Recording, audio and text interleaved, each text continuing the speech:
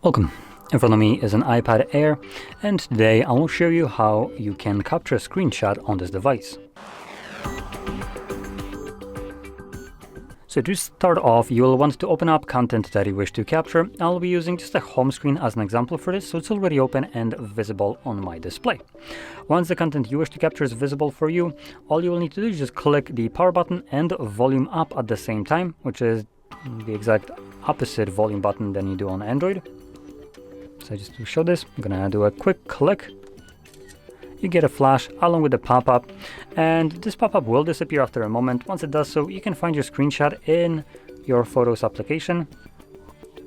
And in here, you can navigate to either the main library. And my screenshot is right here. For some reason, it's not the newest one.